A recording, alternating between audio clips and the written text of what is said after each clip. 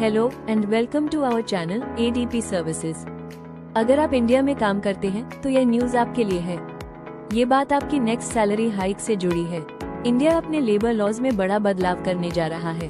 पहले labour laws 29 अलग अलग रूल्स में बंटे हुए थे। हर रूल की अपनी डेफिनेशन, अपना थ्रेशहोल्ड और अपने एग्जेम्पशंस थे। इससे कंपनीज और एम्प्लॉइज दोनों के लिए काफी कंफ्यूजन पैदा होता था। अब क्या बदल रहा है? इन 29 रूल्स को मिलाकर 4 सिंपल लेबर कोड्स बनाए जा रहे हैं और इसका असर आपकी रियल टेक होम सैलरी पर पड़ सकता है, न कि सिर्फ ऑफर लेटर में लिखी CTC पर। मतलब आपकी सैलरी स्ट्रक्चर में बदलाव हो सकता है। इसका नतीजा ये हो सकता है कि अप्रेजल के बाद भी इंक्रीमेंट उतना फील न हो जितनी उम्मीद थी।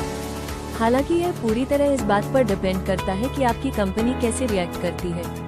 असल में अगर कंपनी सैलरी रिस्ट्रक्चर करती है तो ज्यादा पैसा आपकी रिटायरमेंट सेविंग्स यानी प्रोविडेंट फंड PF में जा सकता है। ये फ्यूचर के लिए अच्छा है, लेकिन शॉर्ट टर्म में आपकी इन हैंड सैलरी कम हो सकती है। गवर्नमेंट ने क्लैरिफिकेशन दिया है कि मोस्ट एम्प्लॉइज के लिए कोई मेजर चेंज नहीं होगा, लेकिन फिर भी अप्रेजल से पहले कुछ बातों पर ध्यान देना जरूरी है। सच कहें तो ज्यादातर लोग अपनी सैलरी स्लिप ठीक से समझते ही नहीं है। ऑफर लेटर में 60,000 रूपए लिखा होता है, लेकिन बैंक अकाउंट में कोई और फिगर नजर आती है। इस पूरे सिस्टम को सबसे अच्छे से HR ही समझता है। अब जब न्यू लेबर कोड्स आ रहे हैं तो सबसे बड़ा सवाल ये है कि आपकी टेक होम सैलरी अगले साल कम हो जाएगी। चलिए इसे आसान भाषा में समझते हैं।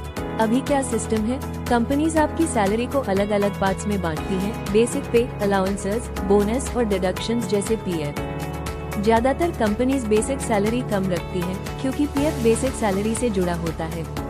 बेसिक कम होगा तो PF कम कटेगा और कैश इन हैंड ज्यादा मिलेगा। न्यू लेबर कोड क्या कहता है?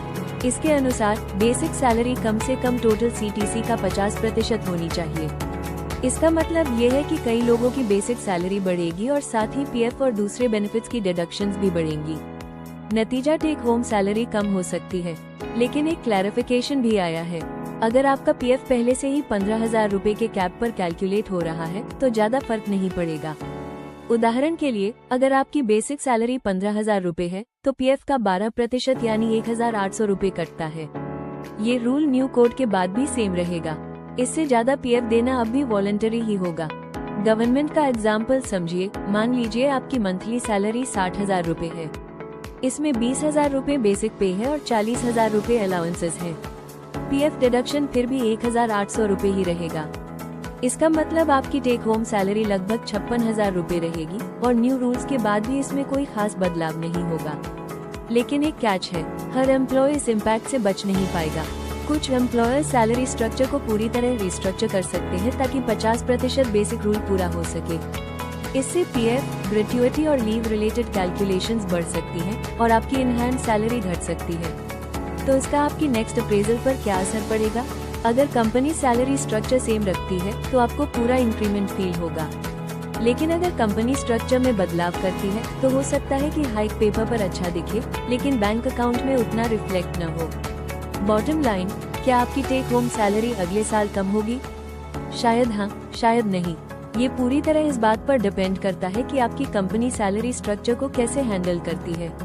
एक बात तय है, HR डिपार्टमेंट बहुत बिजी होने वाला है और शायद ये बेस्ट टाइम है अपनी सैलरी स्लिप को ध्यान से पढ़ने का, इससे पहले कि फाइन प्रिंट आपको सरप्राइज दे दे। Thanks for watching this video.